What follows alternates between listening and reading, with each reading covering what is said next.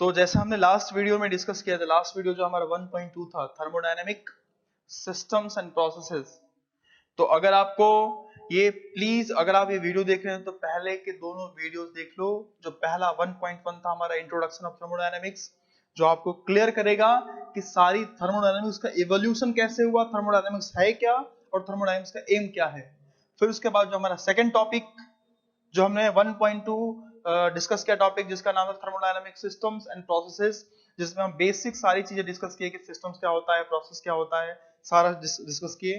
Now we are going to discuss zeroth law of thermodynamics and thermometric principle. तो जो हमारा ये video है 1.3 जो हमारा सेक्शन है, उसमें हम डिस्कस करेंगे कि जीरोथ लॉ ऑफ थर्मोडायनेमिक्स क्या है एंड देन थर्मोमेट्रिक प्रिंसिपल क्या है। ओके, स्टार्ट करते हैं। पहले सबसे पहले जीरोथ लॉ ऑफ थर्मोडायनामिक का स्टेटमेंट। तो जीरोथ लॉ ऑफ थर्मोडायनामिक का स्टेटमेंट क्या है कि अगर कोई एक बॉडी है जो दूसरे बॉडी के साथ थर्मल इक्विलिब्रियम में है और दूसरी बॉडी तीसरी बॉडी के साथ थर्मल इक्विलिब्रियम में है, तो मैं बोलूंगा पहला और तीसरा जो ऑब्जेक्ट बॉडी होगा वो आपस में थर्मल इक्विलिब्रियम में होंगे।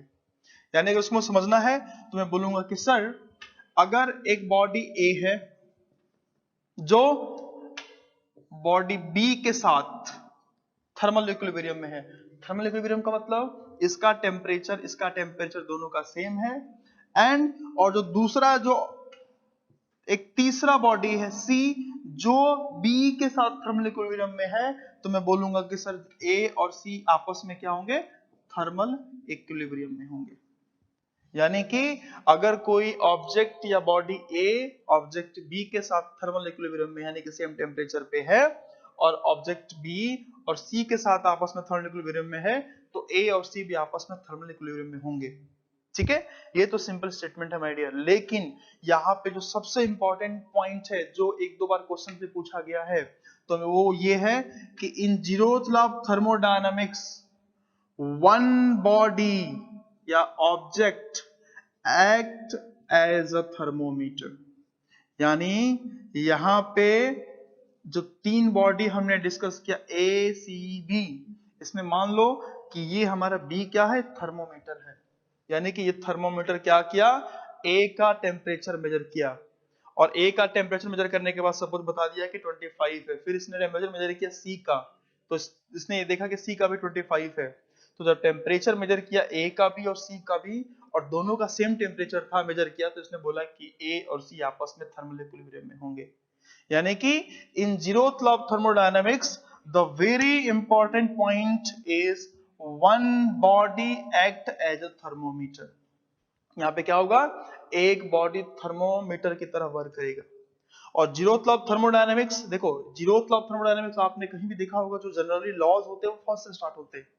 जैसे Newton's first law, second law, third, ऐसा सुना होगा। जीरोथ नहीं होता है। सेम यहां पे भी था। ये जीरोथ लॉ नाम क्यों दिया गया, क्योंकि सर एक्चुअल में ये जीरोथ लॉ ऐसा नहीं कि पहले आ गया, फर्स्ट लॉ ऑफ थर्मोडायनामिक्स से पहले आ गया। फर्स्ट लॉ ऑफ थर्मोडायनामिक्स 1830 1840 के आसपास आ गया था, लेकिन जो हमारा जीरोथ लॉ था वो 1931 के आसपास आया, 1930 के आसपास आया। लेकिन ये जो जीरोथ लॉ है, जीरोथ लॉ किसको बता रहा है, यहाँ पे जीरोथ लॉ ऑफ थर्मोडायनामिक्स जो बताता है, किसके कॉन्सेप्ट को बता रहा है, ये हमारा टेम्परेचर के कॉन्सेप्ट को बता रहा है। किसी कॉन्सेप्ट को, टेम्परेचर के कॉन्सेप्ट को। यानी कि ये जो टेम्परेचर का कॉन्सेप्ट था ये हमें जानना बहुत पहले ही जरूरी था।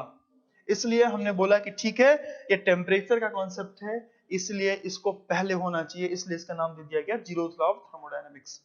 ठीक है, तो अगर आपसे कोई पूछता है कि जो जीरोथ लॉ ऑफ थर्मोडायनामिक्स है वो क्या बताता है, तो हमें बोलना है कि सर वो टेम्परेचर का कॉन्सेप्ट को बताता है। स्टेटमेंट क्या है कि अगर एक बॉडी दूसरे बॉडी के साथ जो किसकी तरफ वर्क कर रहा है, जो एज अ थर्मोमीटर वर्क कर रहा है, थर्मल इक्विलिब्रियम में है, और वो थर्मोमीटर यानी वो ऑब्जेक्ट सी तीसरे ऑब्जेक्ट के साथ थर्मल इक्विलिब्रियम में है, तो ऑब्जेक्ट 1 एंड ऑब्जेक्ट 3 दोनों थर्मल इक्विलिब्रियम में होंगे।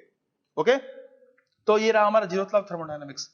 नेक्स्ट हमारा है थर्मोमेट्रिक प्रिंसिपल। थर्मोमेट्रिक प्रिंसिपल क्या होता है, तो थर्मोमेट्रिक प्रिंसिपल की अगर मैं बात करूं माय डियर, तो हमें पता है कि जैसे आपने पहले की मूवीज देखी होंगी, तो जो पहले की मूवीज में अक्षय कुमार की जो मूवीज होती थी, उस ऐसा टाइप का जो मूवी होता, तो क्या होता है कि अगर जो एक्टर है या जो हीरो है अगर एक्ट्रेस को कन्विंस करना चाहता है, फंसाना चाहता है, तो क्या करता था, सबसे पहले एक्ट्रेस को नहीं, एक्ट्रेस के जो आसपास जो रिलेटेड है, हो सकता है एक्ट्रेस का जो भाई हो, जैसे कि आपने मूवी देखी होगी वांटेड, तो वांटेड में सलमान खान क्या करता है, एक्ट्रेस के भाई को पहले कन्विंस करता है, तो अगर वो कन्विंस हो गया तो एक्ट्रेस अपने आप कन्विंस हो जाएगी। तो सिमिलरली यहाँ पे भी थर्मोमेट्रिक प्रिंसिपल वही है माय डियर, यानी थर्मोमेट्रिक प्रिंसिपल का मतलब हमें किसी भी तरीके से टेम्परेचर को मेजर करना है।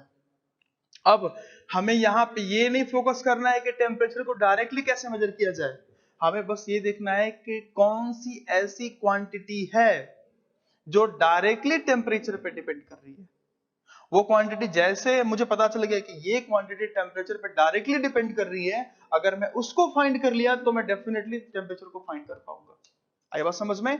तो थर्मोमेट्रिक प्रिंसिपल का मतलब होता है कि सर इस प्रिंसिपल में हम क्या करेंगे कि जो क्वांटिटी टेम्परेचर से रिलेटेड है directly, we have to find first, वो हमें पहले उसको फाइंड करना है, and once we will have the value of this quantity, दो उसके बाद मैं आराम से टेम्परेचर को मेजर कर सकता हूं।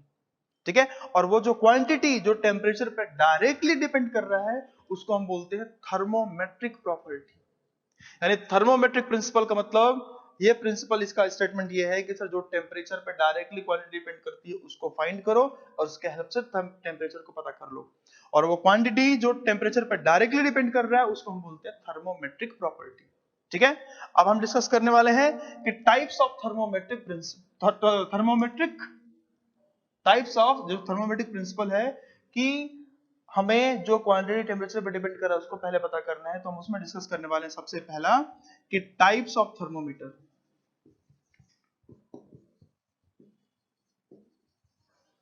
टाइप्स ऑफ थर्मोमीटर, ठीक है, जिसमें सबसे पहला हम डिस्कस करेंगे थर्मिस्टर, जिसको बोलते हैं रेजिस्टेंस थर्मोमीटर। इसका एक और नाम है, क्या बोलते हैं, रेजिस्टेंस थर्मोमीटर।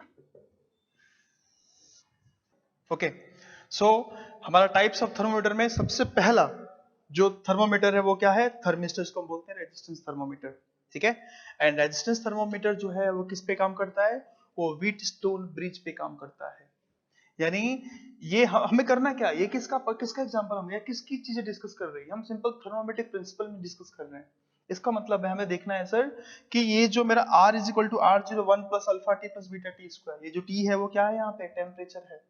ठीक है, तो जो टेम्परेचर वो डायरेक्टली किस पर डिपेंड कर रहा है, वो डायरेक्टली R पे डिपेंड कर रहा है, क्योंकि R0 जो है वो कांस्टेंट है। वो क्या है, simple resistance of platinum wire, क्योंकि मैंने जब यहाँ पे व्हीटस्टोन ब्रिज की बात बोला है तो मैंने बोला है यहाँ पे कि PQ R और S, और ये जो मैंने प्लेटिनम का वायर लगाया है ये बहुत सेंसिटिव है टेम्परेचर के अकॉर्डिंग। यानी कि अगर मुझे टेम्परेचर मेजर करना है सर तो हमें सबसे पहले चेक करना पड़ेगा, मेजर करना पड़ेगा क्या, रेजिस्टेंस, क्योंकि यहाँ पे थर्मोमेट्रिक प्रॉपर्टी जो डायरेक्टली डिपेंड कर रहा है टेम्परेचर पे वो क्या है, R, क्योंकि R0 भी कांस्टेंट है और अल्फा एंड बीटा भी दोनों क्या है, कांस्टेंट है। तो अगर मुझे R पता चल जाएगा तो मैं आराम से टेम्परेचर निकाल लूंगा, लेकिन R के लिए मैंने क्या किया, यहाँ पे प्लेटिनम वायर लगाया हुआ है और ये बहुत सेंसिटिव है टेम्परेचर के अकॉर्डिंग, यानी कि जैसे थोड़ा बहुत टेम्परेचर चेंज हुआ उसके अकॉर्डिंग R की वैल्यू चेंज होगा। और सर जैसे R की वैल्यू चेंज हुआ तो व्हीटस्टोन ब्रिज का जो प्रिंसिपल होता है P by Q is equal to R by S, तो इसमें सर क्या करना है मुझे कि ये जो Q और S है ये तो फिक्स्ड है। अब जब Q और S फिक्स्ड है सर तो मुझे अगर R चेंज हो रहा है तो बैलेंस करने के लिए P को भी चेंज होना पड़ेगा। तो जब R चेंज हो रहा है यहाँ पे तो उसको बैलेंस करने के लिए P को भी चेंज होना पड़ेगा। और यहाँ नहीं कि मैं सिंपल यहाँ से निकाल सकता हूँ, अगर मुझसे कोई पूछे कि टाइप्स ऑफ थर्मोमीटर में बताओ थर्मिस्टर के बारे में, तो हमें कुछ पॉइंट्स हमें जानने हैं। केवल पहला कि सर जो थर्मिस्टर है यानी जो रेजिस्टेंस थर्मोमीटर है वो व्हीटस्टोन ब्रिज पे काम करता है, वर्क करता है प्रिंसिपल पे। दूसरा कि इसमें थर्मोमेट्रिक प्रॉपर्टी क्या है, रेजिस्टेंस है, क्योंकि डायरेक्टली टेम्परेचर किस पे डिपेंड कर रहा है, रेजिस्टेंस पे डिपेंड कर रहा है। अगर मुझे रेजिस्टेंस पता चल गया, रेजिस्टेंस कैसे पता चलेगा, मुझे इसके हेल्प से रेजिस्टेंस पता चल जाएगा सर, एंड रेजिस्टेंस पता करने के बाद मैं with the help of R0 alpha beta I can find the value of temperature here. ठीक है, तो थर्मोमेट्रिक प्रिंसिपल में सबसे पहला हमने टाइप्स ऑफ थर्मोमीटर डिस्कस किया थर्मिस्टर, और थर्मिस्टर का हमारे लिए सबसे इंपॉर्टेंट क्वेश्चन ये है कि सर थर्मिस्टर में जो हमारा थर्मोमेट्रिक प्रॉपर्टी है वो क्या है, तो हमारा थर्मोमेट्रिक प्रॉपर्टी है इसमें रेजिस्टेंस। किस पे काम करता है ये? तो व्हीटस्टोन ब्रिज पे काम करता है, जिसमें यहाँ पे जो चेंज हमने देखा था कि यहाँ पे टेम्परेचर निकल, अगर मुझे टेम्परेचर निकालना है, देखना है विद रिस्पेक्ट टू रेजिस्टेंस, तो हमने प्लेटिनम वायर लगा दिया था कि सेंसिटिव ज्यादा, अब अगर ज्यादा सेंसिटिव है तो थोड़ा भी टेम्परेचर चेंज के लिए रेजिस्टेंस की वैल्यू ज्यादा चेंज हो जाएगी मैडम। ओके, तो ये हमारा रहा पहला थर्मिस्टर। नेक्स्ट हम डिस्कस करने जा रहे हैं सेकंड हमारा जो है टाइप्स ऑफ थर्मोमीटर में, इसको हम बोलेंगे थर्मोकपल। ठीक है, ठीक है, तो हमारा जो नेक्स्ट जो सेकंड थर्मोमीटर का टाइप है इसको हम बोलेंगे क्या? थर्मोकपल। एंड थर्मोकपल का मतलब, सर थर्मोकपल आपने सुना होगा, thermocouple is a device to measure the temperature measure करने का एक डिवाइस है। अब जो थर्मोकपल थर्मोमीटर है ये किस प्रिंसिपल पे काम करता है, किस पे इफेक्ट पे? तो हम बोलेंगे सीबेक इफेक्ट। ये सीबेक इफेक्ट क्या है सर? तो सीबेक इफेक्ट ये बोलता है कि अगर दो डिसिमिलर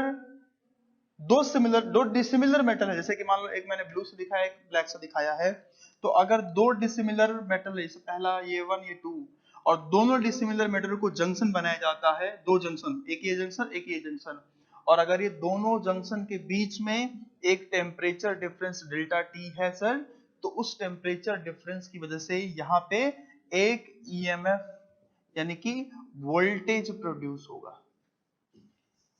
आई बात समझ में? यानी कि अगर दो डिसिमिलर मेटल को जंक्शन बनाते हैं और दोनों जंक्शन को अगर मैं डिफरेंट टेम्परेचर पे मेंटेन करता हूं, तो ड्यू टू टेम्परेचर डिफरेंस वहां पे एक ईएमएफ या वोल्टेज प्रोड्यूस होगा। ठीक है, यानी कि मुझे पता चल गया है कि सर इस थर्मोमीटर में, थर्मोकपल में हमारा थर्मोमेट्रिक प्रॉपर्टी क्या होगा, तो मैं बोलूंगा कि सर थर्मोमेट्रिक प्रॉपर्टी मतलब जो टेम्परेचर पर डिपेंड कर रहा है, और मुझे पता है यहाँ पे कि डेल्टा टी के अकॉर्डिंग प्रोड्यूस हो रहा है ईएमएफ या वोल्टेज। जितना ज्यादा डेल्टा टी होगा, जितना ज्यादा टेम्परेचर डिफरेंस होगा दोनों जंक्शन के बीच में, उतना ज्यादा वोल्टेज प्रोड्यूस होगा। ठीक है, और जितना कम टेम्परेचर डिफरेंस होगा दोनों जंक्शन के बीच में, उतना कम वोल्टेज होगा। यानी कि टेम्परेचर से डायरेक्टली रिलेटेड कौन है, वोल्टेज या ईएमएफ? तो मैं बोलूंगा सर कि थर्मोकपल में जो मेरा थर्मोमेट्रिक प्रॉपर्टी है वो क्या है, ईएमएफ या वोल्टेज। ठीक है, जैसे कि मैंने देखा था क्या कि जो पहला पॉइंट था हमारा, कौन सा पहला पॉइंट हमारा था, जो रेजिस्टेंस थर्मोमीटर या थर्मिस्टर, उसमें जो थर्मोमेट्रिक प्रॉपर्टी था वो क्या था, रेजिस्टेंस था। Similarly in thermocouple the thermometric property will be your EMF और वोल्टेज। ठीक है, तो ये हमारा रहा सेकंड थर्मोकपल। एंड थर्ड हम डिस्कस करेंगे constant volume gas thermometer. Third हम डिस्कस करने वाले हैं क्या, कि कांस्टेंट वॉल्यूम गैस थर्मोमीटर। इसका मतलब क्या है सर, ध्यान से देखो, कांस्टेंट वॉल्यूम गैस थर्मोमीटर, इसका मतलब क्या है सर? मुझे पता है कि PV is directly proportional to T, हमने 55 में पढ़ा है PV is equal to MRT। तो जब PV is directly proportional to T है सर, इसका मतलब क्या है कि कांस्टेंट वॉल्यूम गैस थर्मोमीटर, यानी कि अगर मैंने यहाँ पे वॉल्यूम को कांस्टेंट ले लिया, तो अगर मैंने वॉल्यूम को कांस्टेंट ले लिया तो जो देख रहा हूं मुझे यहाँ पे, अगर ये वॉल्यूम कांस्टेंट हो गया तो pressure will directly proportional to temperature. यानी कि यहाँ पे जो टेम्परेचर है वो डायरेक्टली किस पे डिपेंड कर रहा है, वो जो टेम्परेचर है वो डायरेक्टली डिपेंड कर रहा है प्रेशर पे। यानी कि यहाँ पे प्रेशर क्या होगा, प्रेशर यहाँ पे थर्मोमेट्रिक प्रॉपर्टी होगा सर। यानी कि अगर मुझे प्रेशर पता चल गया तो मैं आराम से with the help of pressure I can find the value of temperature. तो अगर मुझे कोई बोलता है कि कांस्टेंट वॉल्यूम गैस थर्मोमीटर में थर्मोमेट्रिक प्रॉपर्टी क्या है, तो मैं बोलूंगा उसमें थर्मोमेट्रिक प्रॉपर्टी क्या है सर, प्रेशर। सिमिलरली जो फोर्थ हमारा है टाइप, वो क्या है कि कांस्टेंट प्रेशर गैस थर्मोमीटर। तो अगर मुझे कोई बोलता है कि sir constant pressure gas thermometer बताओ, तो मैं बोलूंगा सर कि अगर सेम वही PV is equal to MRT, PV directly proportional to T, अगर मैं यहाँ पे प्रेशर को कांस्टेंट ले लिया, तो प्रेशर कांस्टेंट ले लिया तो यहां से हम बोल सकते हैं कि वो जो वॉल्यूम होगा वो डायरेक्टली प्रोपोर्शनल किसके होगा, टेम्परेचर का। यानी अगर मुझे टेम्परेचर निकालना है सर, तो मैं, अगर मुझे मेरे पास वॉल्यूम पता चल गया तो मैं आराम से टेम्परेचर निकाल सकता हूं। तो in that condition, in constant pressure gas thermometer, जो हमारा वॉल्यूम होगा वो क्या होगा, यहां पे हमारा वॉल्यूम होगा थर्मोमेट्रिक प्रॉपर्टी। ठीक है, तो हमने टोटल डिस्कस किया, टोटल हमने 4 टाइप का थर्मोमीटर डिस्कस किया। पहला डिस्कस किया रेजिस्टेंस थर्मोमीटर, दूसरा हमने डिस्कस किया थर्मोकपल, तीसरा हमने डिस्कस किया constant volume gas thermometer, and fourth हमने डिस्कस किया कांस्टेंट प्रेशर गैस थर्मोमीटर। ठीक है, तो अगर हमसे क्वेश्चन पूछेगा कॉम्पिटिटिव एग्जामिनेशंस में लाइक गेट या इंजीनियरिंग सर्विसेज, और कई बार पूछा भी है, तो हमसे क्वेश्चन इसमें ज्यादातर पॉसिबिलिटी है कि मैच द फॉलोइंग का क्वेश्चन पूछे। ठीक है, ज्यादातर पॉसिबिलिटी क्या है कि मैच द फॉलोइंग का क्वेश्चन पूछे, और जब मैच द फॉलोइंग का क्वेश्चन पूछेगा तो वहां पे हमें ज्यादातर हमें ये कंसंट्रेट करना है कि मैच द फॉलोइंग में हमें इधर दे देगा थर्मोमीटर और राइट साइड में पूछ लेगा, बता देगा कि थर्मोमेट्रिक प्रॉपर्टी क्या है। जैसे कि क्वेश्चन देख लेते हैं हम लोग। ठीक है, ठीक है, तो ये क्वेश्चन जो है ये पूछा हुआ है इंजीनियरिंग सर्विसेज के प्री में पूछा हुआ है, और गेट में भी क्वेश्चन एक बार पहले पूछा हुआ है। तो ये है क्या, जैसे मैंने बताया आपको कि थर्मोमेट्रिक प्रॉपर्टी पे मैक्सिमम पॉसिबिलिटी है कि क्वेश्चन जो पूछेगा वो आपको मैच द फॉलोइंग में पूछेगा। तो यहाँ पे चार थर्मोमीटर के बारे में बता दिया है, और यहाँ पे लिस्ट 2 में दे रखा है उनकी थर्मोमेट्रिक प्रॉपर्टी पर पूछा रिलेट करो। तो हमें पता है कैसे करेंगे। पहला है मरकरी इन ग्लास। आपने देखा होगा जो सिंपल थर्मोमीटर होता है टेम्परेचर मेजर करते हैं, जो आपने देखा होगा घरों में यूज करते हैं जनरली, तो जो थर्मोमीटर होता है उसमें मरकरी लगा होता है। तो मरकरी का जो मूवमेंट होता है, मरकरी कितना डिस्प्लेस हुआ, जैसे आपने सुना होगा ना कि बुखार आपका हो गया 102 101, तो वो जो 102 101 होता है, पहली चीज तो वो किस में होता है, फ़ारेनहाइट में होता है, डिग्री में नहीं होता। बहुत सारे लोग क्या बोलते हैं कि 102 डिग्री हो गया मुझे बुखार, तो 102 का मतलब 100 पे तो पानी बबल वेपोराइज हो जाता है, तुम खुद तुम्हारे अंदर जितना पानी है ना सब वेपोराइज हो जाएगा। तो क्या है, डिग्री नहीं है, फ़ारेनहाइट है, सिंपल। ठीक है ना, तो अगर मैं देखूं ध्यान से, तो जो थर्मोमीटर होता है, ऐसा थर्मोमीटर में जो मरकरी होता है, तो मरकरी का मूवमेंट, अगर मरकरी यहाँ पे स्टार्टिंग में था, ठीक है, जनरली 98 99 होता है सबका, तो थोड़ा सा बुखार हो गया तो क्या हो गया, ये बढ़ गया। यानी कि जो मरकरी है, ये जो टेम्परेचर हम कैसे पता कर पा रहे हैं, तो जो मरकरी का लेंथ है, पहले इतना था लेंथ, अब इतना हो गया, तो लेंथ का चेंज के देख के हम पता कर पा रहे हैं कि टेम्परेचर कितना है उसका। ठीक है, या कभी कभी बोल सकता है कि लेंथ ना तो वॉल्यूम भी बोल सकते हैं, क्यों, क्योंकि मरकरी जो रहेगा, जो ट्यूब है मेरा, जो थर्मोमीटर है, इसका एरिया तो कांस्टेंट है, तो वॉल्यूम बोले तो area into length, area into length. तो अगर लेंथ बोल दे या वॉल्यूम बोल दे, दोनों बात एक ही कर रहा है, क्योंकि एरिया तो कांस्टेंट है। तो वॉल्यूम में चेंज हो रहा है या लेंथ में चेंज हो रहा है, बात एक ही है। तो अगर मुझे बोलता है कि मरकरी इन ग्लास है, तो बताओ इसका थर्मोमेट्रिक प्रॉपर्टी क्या होगा। तो मरकरी इन ग्लास में जो टेम्परेचर मेजर करते हैं किसके हेल्प से, हम करते हैं वॉल्यूम या लेंथ, किसके, जो मरकरी का लेंथ का मूवमेंट है या जो वॉल्यूम है उसके हेल्प से हम फाइंड करते हैं टेम्परेचर का वैल्यू।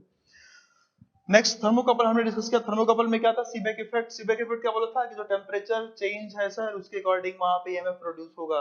तो टेम्परेचर कैसे निकाल पा रहे हो आप, टेम्परेचर निकाल रहे हो with the help of EMF. तो इस कंडीशन में थर्मोकपल के लिए क्या हो जाएगा, प्रॉपर्टी ईएमएफ हो जाएगा हमारा। Next thermistor. थर्मिस्टर का मतलब रेजिस्टेंस थर्मोमीटर।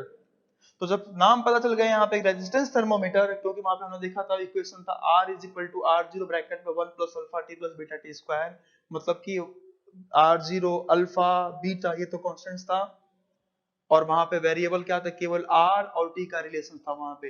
तो जो टेम्परेचर है वो किस पर डिपेंड कर रहा है, रेजिस्टेंस पर डिपेंड कर रहा है। मतलब कि थर्मिस्टर में हमारा जो थर्मोमेट्रिक प्रॉपर्टी होगा वो क्या होगा, रेजिस्टेंस होगा।